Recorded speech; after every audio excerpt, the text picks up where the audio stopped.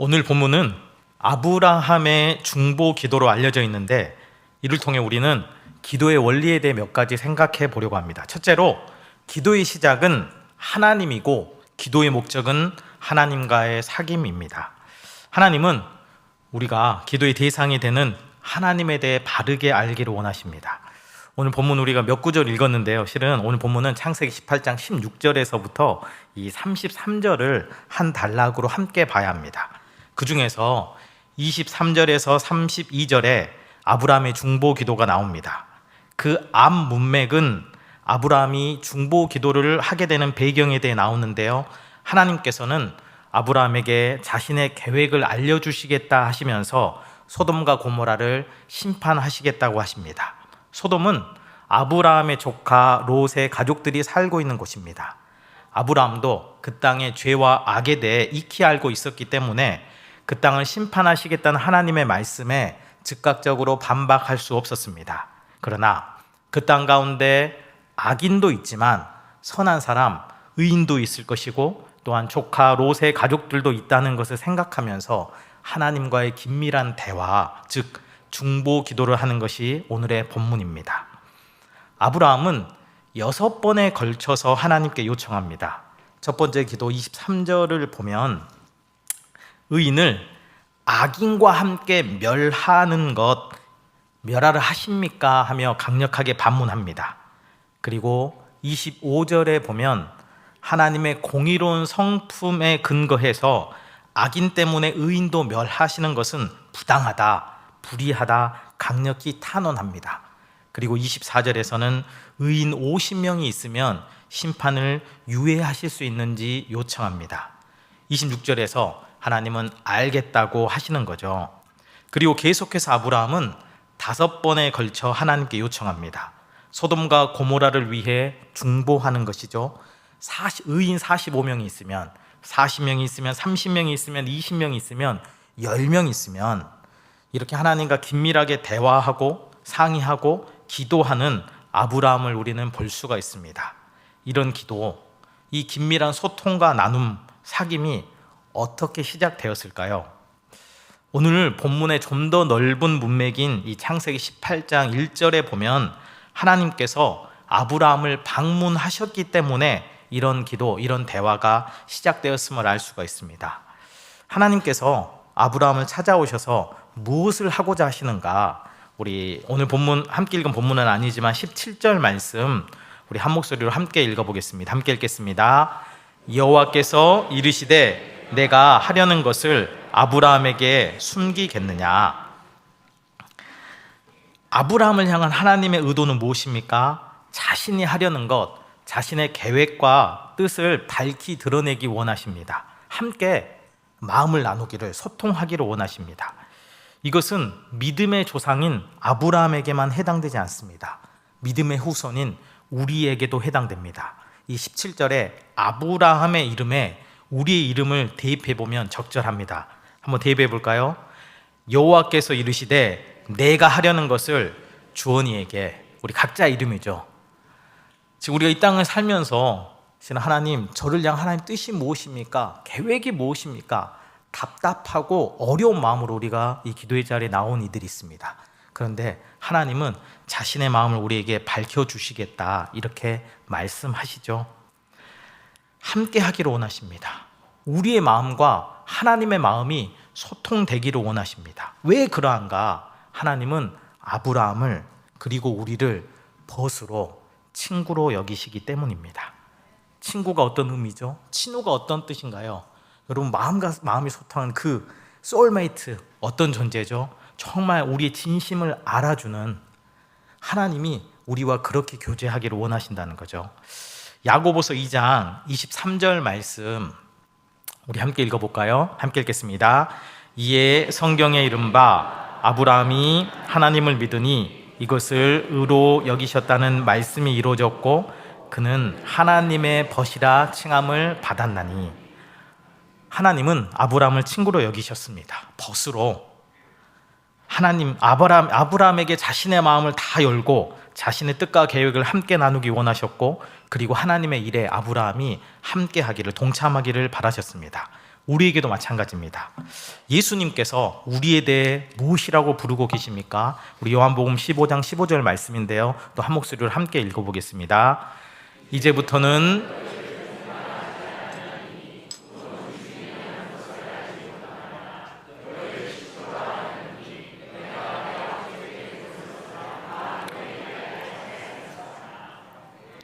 우리 주님도 우리를 친구라 하시고 우리에게 자신의 마음과 생각을 다 밝혀주시겠다고 하십니다.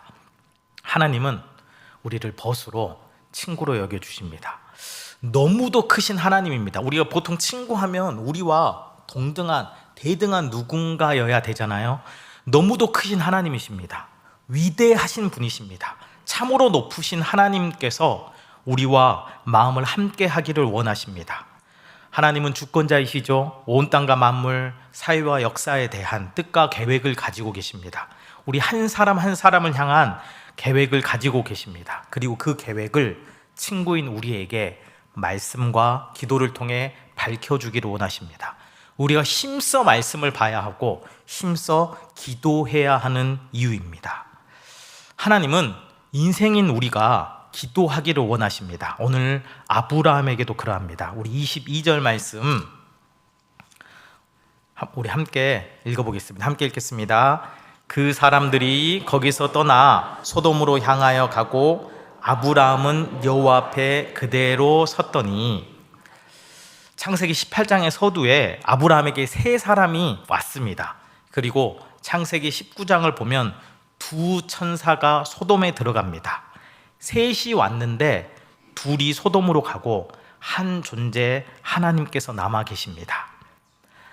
22절에 보면 아브라함이 하나님 앞에 서 있다고 나오고요, 23절에 보면 아브라함이 가까이 나아가는 것으로 아브라함의 기도가 시작되는 것을 볼 수가 있습니다. 그런데 이 본문과 관련된 재밌는 해석을 찾아봤습니다.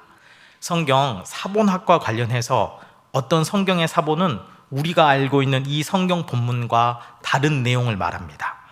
22절 하반절은 아브라함이 하나님 앞에 서 있다 이렇게 말하고 있는데요, 그 사본은 아브라함과 하나님의 위치를 바꿔서 하나님이 아브라함 앞에 서 있다 이렇게 되어 있습니다. 하나님께서 마치 음식을 서빙하는 웨이터가 이 종이 주인의 음식 먹는 것을 서빙하기 위해서 바로 앞에 서 있는 것처럼 그렇게 하나님께서 아브라함 앞에 서 있다 이렇게 묘사합니다. 하나님께서 의도적으로 아브라함과 대화하기 위해 남으셨을 뿐 아니라 하나님께서 아브라함 앞에 서서 아브라함이 입을 열 때까지, 아브라함이 그 마음을 열 때까지 기다리고 계시는 모습처럼 보입니다. 이 말씀을 제 인생 가운데 적용해 봤는데 기가 막히게 들어맞았습니다. 우리가 인생을 살다가 이해할 수 없는 일, 해석될 수 없는 일, 우리 힘으로 감당할 수 없는 일을 경험할 때 그제야 하나님 앞에 나아갑니다. 그런데 그럴 때마다 무슨 일이 있습니까? 하나님께서 기다렸다는 듯이 우리를 맞이해 주시고 감싸 안아 주십니다. 마치 우리 앞에 서 계신 것 같습니다. 우리는 간절한 마음으로 하나님의 보좌 앞으로 나아가는 것 같습니다. 그분은 보좌에 앉아 계시고 우리가 그분 앞에 나아가는 것, 그분 앞에 엎드리는 것 같습니다. 그런데 우리의 영적인 경험은 어떠합니까? 우리가 기도로 나아갈 때 우리 주님은 마치 누가복음 15장에 탕자의 아버지가 그렇게 아들을 찾고 또 찾으며 기다리고 또 기다리다가 그 아들을 발견하고 당장 달려와 끌어 안으시는 것처럼 우리가 주님 앞에 나아가려고 할 때 우리를 그렇게 당장 끌어안고자 서 계시는 것 같습니다. 늘 우리를 향하시고 우리를 향해 반응하고자 하는 모습으로 서서 우리를 기다리고 계셨습니다. 우리가 하나님께 간절한 마음으로 주님 도와주십시오, 주님 견딜 수 없습니다, 간절한 마음으로 하나님께 나아가는 줄 알았는데 실은 그와 비교되지 않은 마음으로, 비교되지 않은 사랑과 간절함으로 우리 앞에 서 계십니다. 우리가 마음 열 때까지 기다리고 또 기다리시는 분이 우리가 믿는 하나님이십니다. 이것이 기독교의 생명이고 능력입니다. 세상 종교는 지성이면 감천이라고 말합니다. 지극한 정성이면 하늘도 감동한다는 거죠. 인간 편에서의 정성과 노력과 수고와 반응이 참으로 중요합니다. 그런데 기독교는 하나님께서 선행하시는 종교입니다. 하나님께서 먼저 행하십니다. 하나님께서 먼저 사랑하시고, 하나님께서 먼저 우리를 마음에 품으시고, 하나님께서 먼저 우리를 찾아오십니다. 먼저 그 마음을 열어 우리에게 밝혀주십니다. 그리고 거듭해서 반복해서 지금도 기다려주십니다. 하나님은 우리를 벗으로 친구로 여기시고 자신의 뜻을 밝혀주시는 분이십니다. 우리가 기도하러 나올 때마다 이것을 잊지 말아야 합니다. 정말 하나님은 나와 교제를 하기 원하시는구나. 하나님께서 나를 구원하신 목적은 깊은 친밀함을, 깊은 사귐을 누리기 위함이시구나. 내가 지금 긴급하고 중요한 기도 제목을 가지고 내 마음, 내 뜻이 주도해서 하나님 앞에 나왔는데 결국 하나님과의 사귐과 교제가 그 무엇보다 가장 귀하구나. 우리가 기도 가운데 이 진리를 붙들었으면 합니다. 기도하러 나올 때 하나님께서 우리의 내 마음 열고 기다리고 계십니다. 하나님은 자신의 마음과 뜻을 우리에게 다 드러내기를 기뻐하십니다. 우리와 깊은 사귐과 친밀함을 누리기를 목말라 하십니다. 오늘 이 시간 간절한 기도의 제목 가지고 주님 앞에 나와왔다가 우리를 기다리시는 이 주님의 마음을 알고 주님과 깊은 교제를 누리시는 은혜가 있기를 축복합니다. 둘째로, 우리의 기도는 능력을 가지고 있습니다.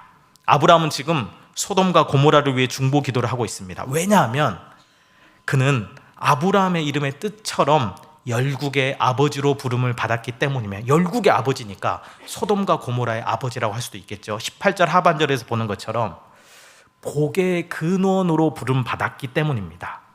아브라함은 하나님 앞에 서서 마치 제사장처럼, 중보자처럼 소돔과 고모라를 위해 중보기도 하고 있습니다. 이 아브라함의 자리에 우리가 서 있습니다. 베드로전서 2장 9절 말씀인데요, 우리 한 목소리로 함께 읽어보겠습니다. 그러나 너희는 택하신 족속이요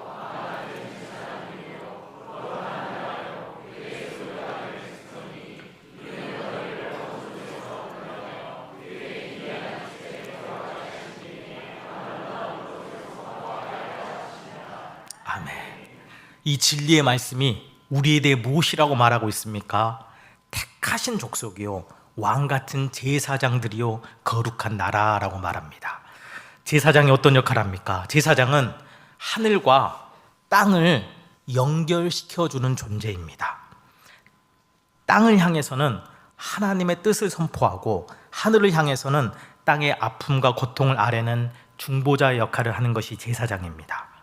끝없이 죄를 향해 달려가는 이 세상에 아직 소망이 있는 것은 이 땅 가운데 하나님의 은혜의 복음을 선포하는 우리가 있기 때문입니다. 또한 이 땅의 아픔과 문제와 고통을 안고 간절히 하나님께 아뢰는 우리가 있기 때문입니다.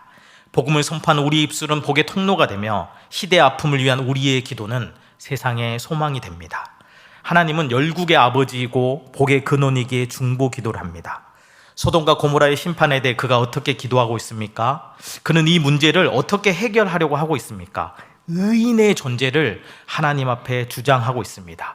의인 50명이 존재한다면 이 의인을 악인과 함께 죽이시렵니까? 6번의 기도를 통해 의인 10명이 존재한다면 그 땅의 심판을 유예시켜 주실 것을 주장하고 하나님은 승낙하십니다. 왜 10명에서 멈췄는가? 6번 강구했는데 좀 더 강구해서 숫자를 좀 더 줄이면 어떨까, 이렇게 생각해 볼 수 있습니다.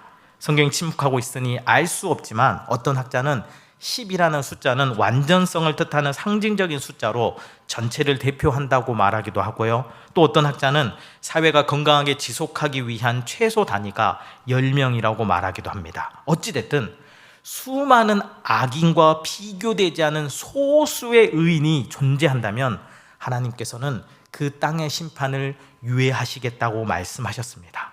그 땅 가운데 여전히 구원과 은혜의 가능성이 열린 것입니다. 현재 한국 사회에 소망이 없어 보입니다. 극한 대립과 갈등의 시대입니다. 많은 이들이 일확천금을 꿈꾸고 있습니다. 외모지상주의의 사회입니다. 이 문구를 쓰면서 가슴이 아팠어요. 지난주에 교육자들이 이 특송을 했잖아요. 그런데 끝나고 나서 어떤 성도님이 저에게 이야기하시더라고요. 목사님은 왜 안 하셨어요? 중앙에 있었거든요. 가운데 있었는데 안 보였습니다. 저를 찾으시려면 대체로 중앙에, 제 교육자들 특성할 때 대체로 중앙에 있습니다. 이유는 아시겠죠? 끝없이 다른 사람과 비교하는 이 사회입니다. 무한 경쟁의 시대, 극심한 저출산의 시대, 이 사회에 소망이 보이지 않습니다. 더 큰 문제는 한국 교회에 소망이 보이지 않습니다. 코로나 이후 기독교의 신뢰도는 바닥을 치고 있습니다. 이제 더 이상 교회와 성도들에게 세상 사람들이 기대하지 않고 있습니다. 성도들도 과거의 부흥과 영광을 추억할 뿐 하나님께서 새롭게 펼치실 회복과 부흥을 기대하는 목소리가 거의 들리지 않습니다. 그럼에도 소망이 있습니다. 의인 10명이 있기 때문입니다. 오늘 이곳 가운데 기도하러 나온 뭇 성도들이 있기 때문입니다. 계산동에 우리 계산교회가 있고 동네마다 지역교회가 있기 때문에 이 땅에 소망이 있습니다. 우리가 깨어있으면 한국교회와 이 사회에 소망이 있습니다. 깨어있는 우리가 바로 의인이기 때문입니다. 물론 반문할 수 있습니다. 우리가 과연 의인인가? 우리에게는 점도 험도 티도 많은데 하나님 앞과 세상에 내세울 만한 기준과 자격과 조건이 없는데 그럼에도 우리는 의인입니다. 예수 그리스도로 말미암아 구원을 받았고 물론 부족하고 연약하고 한계가 많지만 우리 주님께서 우리에게 성령을 보내주셔서 우리로 하나님을 사랑하고 하나님의 뜻대로 살고자 하는 마음을 부어주셨습니다. 여전히 자꾸 죄에 넘어지지만 그럼에도 우리 심령에는, 우리 중심에는 우리 주님의 능력과 권세를 힘입어 우리 자신의 죄와 욕망과 싸우고 세상의 방식을 거스르고 사탄과 대적하는 마음과 의지가 있습니다. 의롭게 살고자 하는 마음, 거룩하게 살고자 하는 마음, 성결하게 살고자 하는 마음이 있습니다. 하나님은 이 작은 마음을 의로 여기시며 우리를 의인으로 여겨주십니다. 깨어있는 의인이 있으면 그 교회는 소망이 있고 그 사회는 소망이 있습니다. 이 혼탁한 사회 가운데 우리가 깨어있기를 기도해야 합니다. 부족하지만 내세울 것 없지만 우리 주님 닮아서 의롭게 살기를, 거룩하게 살기를 기도해야 합니다. 소돔과 고모라에 의인 10명이 있었다면 그 땅은 심판받지 않았을 것입니다. 이곳에 있는 우리가 기도 가운데 깨어있으면 우리의 가정은 망하지 않습니다. 우리의 공동체는 망하지 않습니다. 이 나라, 이 민족은 망하지 않습니다. 지금 사회의 정치적, 경제적 위기 가운데 이 나라, 이 민족을 위해 중보하는 우리가 되었으면 합니다.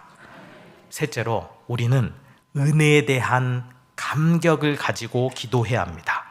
아브라함은 중보 기도를 하는 중에 하나님을 경험하고 자신을 바르게 깨달았습니다. 6번의 기도를 하는 중에 아브라함은 크신 하나님의 사랑을 깨달았고 자신의 자금과 미천함을 깨닫게 되었습니다. 그래서 자신은 더욱 낮아지고 하나님을 더욱 높이게 됩니다. 이것을 은혜에 대한 감각이라고 부릅니다. 우리가 기도할 때마다, 예배할 때마다 은혜에 대한 감각이 새로워지고 깊어졌으면 합니다. 우리가 지난 특세 기간 우사에 대한 이야기를 들었잖아요. 우사 20년 동안 하나님의 임재를 상징하는 법궤를 두었습니다. 처음에는 기쁨이고 즐거움이고 감격이 있었겠죠. 그런데 20년 동안 익숙해지니까 이 감격, 은혜에 대한 감격을 잃어버리고 문제가 발생했을 때 즉각 자신의 뜻대로 그 문제를 해결하는 모습을 우리는 특세 기간 동안 들었습니다. 은혜에 대한 감격.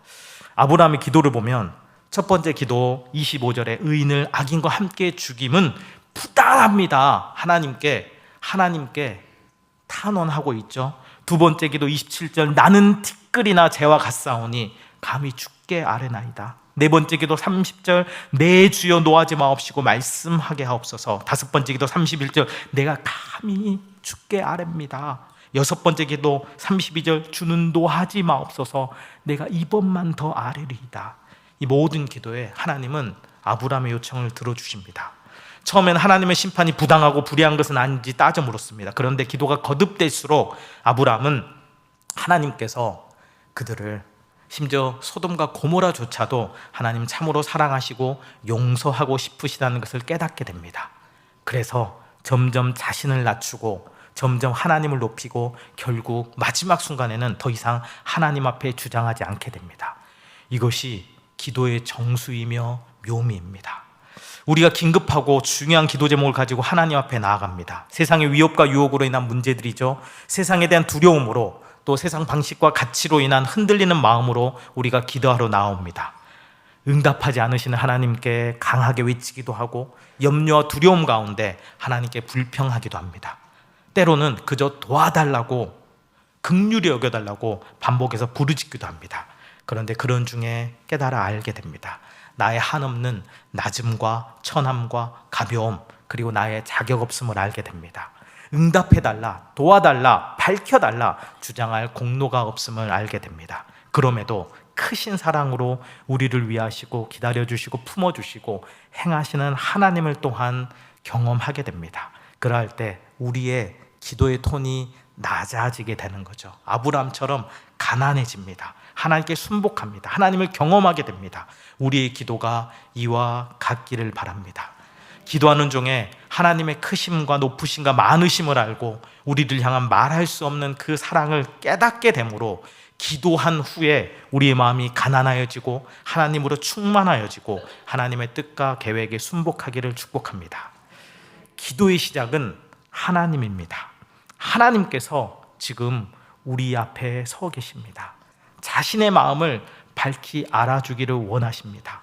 우리의 기도는 참으로 놀라운 능력이 있습니다. 기도할 때마다 은혜에 대한 감격을 회복하는 은혜가 있었으면 합니다. 그래서 기도할 때마다 하나님과 깊은 친밀함을 누리시기를, 혼탁한 세상 가운데 하나님의 은혜와 진리의 통로가 되기를 결단하시기를, 나의 작음과 하나님의 크심을 알고 하나님을 참으로 경외하시기를, 그리고 이런 기도를 통해 우리 자신을 살리고 가정을 살리고 공동체를 살리고 이웃과 지역사회, 이 나라 이 민족을 살리는 은혜가 우리 가운데 부어지기를 축복합니다. 기도하겠습니다.